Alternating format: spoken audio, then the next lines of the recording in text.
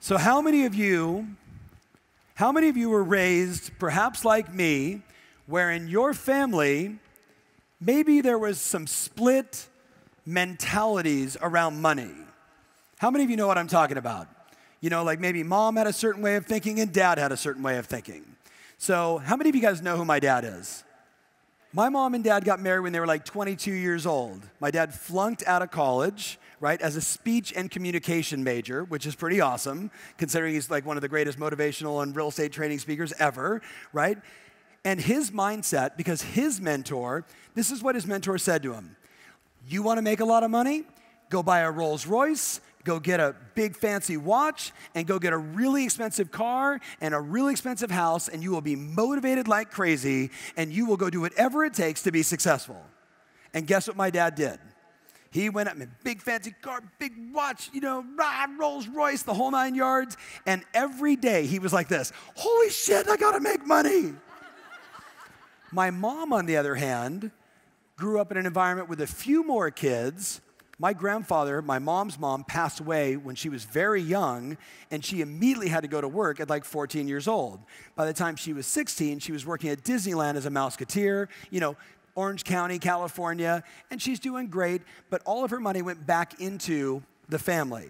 So she would work only to basically have no, for herself, benefit from it. So in her mind, every cookie in the cookie jar mattered. You should be very mindful with every single dollar. Imagine growing up in that house.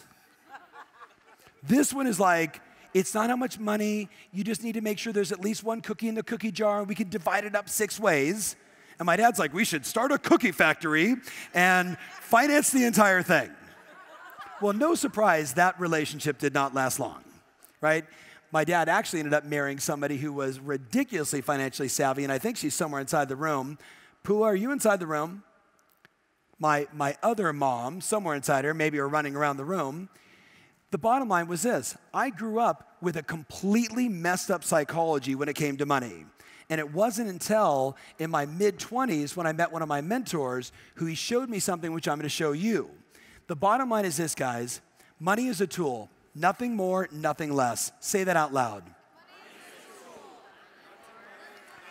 Nothing more, nothing less. Listen, if you're a jerk, money makes you more of a jerk. If you are Mother Teresa, money makes you more of Mother Teresa. It is just a tool. But this is what I know. How many of you know someone that doesn't have enough money? I don't know about you guys. I don't want to be that person. And not that I feel bad for them or less for them. All I think to myself is, that person was never taught what I'm about to teach you. They never understood that your money is a tool, and just like an app on a phone, if you don't use it and play the game right and follow the steps, you don't get the results. It's not how much money you earn. It is what you do with the money that matters. You guys with me on this? So I want you to write in your notes the following. There's been a lot of research on this, and you've probably seen something like this before, especially if you've ever met with a financial planner or, you know, you've watched CNN Financial. They all say the same thing. Write down 5, 15, and 80. 5, 15, and 80. 5%, 15%, and 80%. 5%, 15%, and 80%. And as all the studies show, it says 5% of the planet are basically generational wealth. They have created generational wealth. It's not the top 1%, guys. Somebody who is worth $5 million, who has paid off their home, and when they pass on, they transfer all that wealth over. That's generational wealth. You with me on this? Some of them are worth millions, some of them it's 10, some of them are hundreds, some of them are now billions. But that's the 5%. The 15%, write this in your notes, you ready? They are the middle class. They got a house, they got a little savings, they go on a few vacations, and they're comfortable. And there's nothing wrong with that 15%. But where do you think the 80% sits? Darcy, the 80%? 80%. 80%. Look around the room. Potentially 80% of this room, I don't think so, but potentially with the numbers, 80% of this room, when they are older, either A, have to work to make money, or B, are dependent upon the government or their family to subsidize their lifestyle. 80%. 80%. 80%. Some of you are thinking to yourself, my kids better be successful. 5% generational wealth. And it starts at $5 million and above. 15%, comfortable. My in-laws are 93 and 90 years old. They have $1 million net worth. They're in that 15%. Houses paid for that they bought for $11 300 years ago, right? In Anaheim, California on Bruce Street. Paid that sucker off. Every time I talk to my father-in-law, you see my Ford stock? Right? He started buying Ford stock like in 1948. You with me? Like I had $1, then I had 2 shares, and then 3 shares. But over time, guess what? He's in that 15%. How many of you know someone right now, though, that based upon their money behaviors and their money psychology, they're clearly going to end up in the 80%? Don't point at them if they're in this room, and don't make them wrong, but I'd like you to consider maybe they just never heard what I'm about to share with you. So I'm going to show you guys a business strategy for your money. You guys up for that? A business strategy. I'm not going to tell you what to invest in. That's not my role. I'm going to show you ideas of what the very best people do. I'm going to put it up on the big screen, which means the team's going to keep it here the whole time, and you're going to take detailed, copious notes. So here's the first thing I want to show you. This is what 80% of real estate professionals do. 80% of real estate professionals, they get a commission check, and that check goes into their personal account. Their personal account. 80%. They get a check, and it goes into their personal account. They go home, and maybe they say, here, honey, or here, I'm by myself, and I put it in my account, but this personal account is not an LLC, an S-Corp, a limited partnership. It's not a corporation. It's a personal thing. Now, I'm not going to ask you to raise your hands if that's you, but I am going to say this to you. I would like to thank you for paying lots in taxes. Thank you very much. I really appreciate you overpaying what you should be paying. Keep up the good work. So what's rule number 1? Should I have a corporation? Yes or yes? Yes or yes? So check this out, guys. If you answered this, don't feel bad. I will teach this stuff at conferences, and I'm blown away by 10 people in the room, 10,000 people in the room, the number of people that go, yeah, I thought about doing that, but I don't know, which one do I pick? I'm no expert. Here's what you do. You call your accountant and say, I think I need to get incorporated. Which do you recommend based on where I live, what country, what state, etc. But rule number 1 is no one leaves this conference in 30 days if you are not incorporated and you don't own your business, and now your checks come to blankety blank LLC, not you personally, because now you get all the tax advantages. Yes or no, guys? But I got to tell you, this is what the 80% does, and this is clearly bad. Let me show you what the 15% do. I want you to draw this out. I want you to imagine a world where, and by the way, did you guys notice the subtle little difference? This one says check. This one says checks. Because people that get checks understand the following. I get the check, it goes directly into my business account, right? I get it wired in from escrow. I don't get physical checks anymore. The money just gets transferred over. You with me? Oh, my escrow company, my title company, blah, blah, blah, won't do it. Great, get the physical check. But it goes into a business account, which means now, as you can see, I'm going to have 4 different accounts at my bank. 4 different accounts at my bank. I'm going to have my business account. I'm going to have my tax account, 3 accounts. Tax account, business account, and my home account, my personal account. Here's the reality, my friends. If I can encourage and inspire, every single one of you to just do that and then follow the rule. You ready? Write this in your notes. Above the tax account, I want you to write down, let's do an imaginary check, and I want you to show you how much money goes where. So at the top, let's say that's a $10,000 check, just for easy numbers. $10,000 check. So all of a sudden, $10,000 hits my business account, and the first thing that happens is instantaneously 3,300 of the 10,000 goes directly into my tax account. 3,300 automatically into my tax account. Because some of you think when you get a check for 10 grand that you actually have 10 grand. How many of you are in the state of California or New York or in the country of Canada?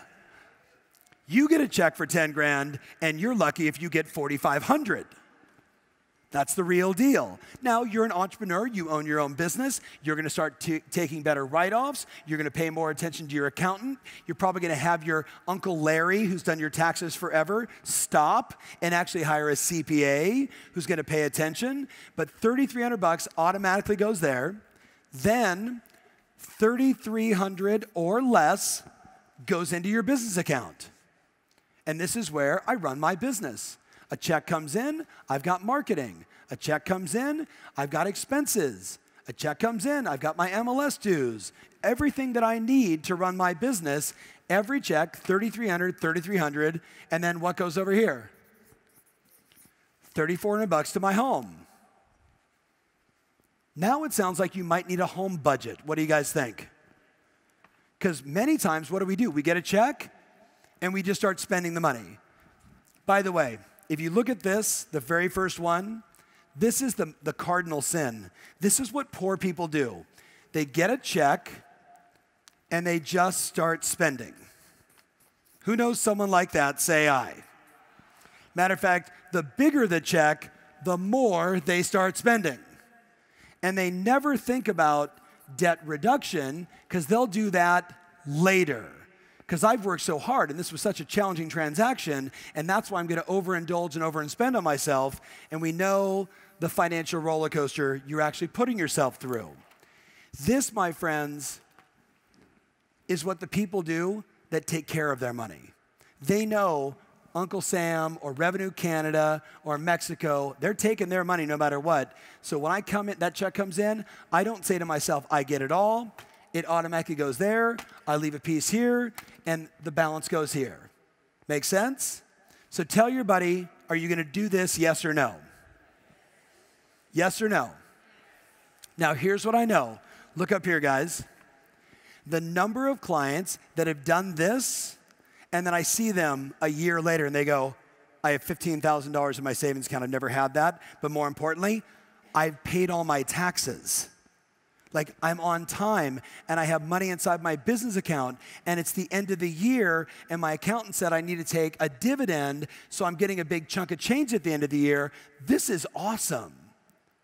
Now, I don't know about you guys, but does anybody like nice things? You know, family trips, vacations, memories, holidays, you know, maybe a new outfit. The challenge is, if you keep that psychology without requiring or putting in the discipline, you know what you end up with? A bunch of nice things and a shit ton of debt. So do me a favor, tell your buddy, do you know someone personally that has too much debt? Anybody inside this room? Now listen, there's smart debt and there's bad debt, and I'm not gonna go too in depth with you on this, but you know the difference. You know, credit card debt at 19% is dumb debt. Buying a house and getting a mortgage with 3.5% is really good debt. So we all know the difference, and I just want you to be mindful. I want you to take care of your money. But now, did you guys get a photo of this? Did you capture it? Are you sure? Are you promising to do this? Okay, do you want to know what the wealthy agents do? This is what the wealthy agents do. It's a little more complex. It's a little more complex. I would get it up on the big screen over there, guys, and take a photo of it. But more importantly, I want you to draw the whole thing out in your notes. Draw the whole thing out in your notes. This is what the wealthy do. This is the stuff that no one taught me, saw until Bill Mitchell pulled me aside and said, what do you do with your money? And I'm like, I don't know, I just get the check and I throw it inside my account and I spend it like crazy and I never have any cash and I'm always in trouble. Draw this out. So play a game with me. You get a $10,000 check. The $10,000 check goes to what account? To what account? And 33% of it goes automatically where? To my tax account, because I don't really have 10,000. I really have like, 6,000 and change. That's the real deal. So 3,300 automatically here. Then I take another 3,300 over here or less, because I don't know your business expenses. But by the way, guys, your marketing cost should be no more than 10% of your expected gross revenue. Your marketing cost should be no more than 10% of your expected gross revenue. So a percentage of that 3,300 is going to go for your direct mail and your marketing and your email and your Zillow leads and your Facebook ads and the prints and the brochures and everything else. But no more than 10%. No more than 10%. Got it? Because you're incorporated now, your car and a piece of your house and all kinds of other things get written off into or from this account, so we like that. But you might also have inside there, ready guys? A virtual assistant, an assistant. Well, where is that person going to be paid from? You got a check for 10 grand. You didn't actually get 10 grand. You got 6,700. 3,300 goes inside here. Now I can pay my assistant. It starts to work like clockwork. You with me? But you can see this is where it gets interesting. Some people call this other account your investment account. I like to think of it as my financial hub. It's where the money comes in and then it gets divided again. Now, I'm not a financial planner, nor do I would even attempt to be, but I'm giving you just an example of what that extra $3,400 could go towards. So maybe you need, because you do 2 deals a month, you're like, I need $4 grand a month to come into the home expenses, so I'm going to take, $2 grand of my 3,300 or the 3,400. Where does the rest go? Do you have a retirement account? Do you put money in the stock market or in bonds or whatever you believe in, 401k? Do you have an account where you just put cash to buy real estate? Why not, on every check, take 5% of every check, put it into an account called cash for real estate, and you just watch that sucker grow like crazy over time, 2 years, and also you're like, I got $185,000 in cash sitting inside that account. I should go buy a duplex. I should go buy a fourplex. I now have the money to go do these deals. Retirement account, real estate cash account. I use this because I did it with my kids, a 529B account, which is a college fund, cash account. Since we did real estate cash, why don't we call this the fun account? The fun account. I'm going to go spend this money on stupid stuff and throw it away later and not care. Or I'm going to take this money and I'm going to use it for vacations and holidays. What action are you going to take in the next 30 days around this conversation? There's no more information. That's it. Tell your buddy, what actions are you going to take in the next 30 days? Do it right now. Hey, thanks so much for watching. We have a number of events coming up, and we'd love to have you there. Visit tomferry.com/events and reserve your spot today.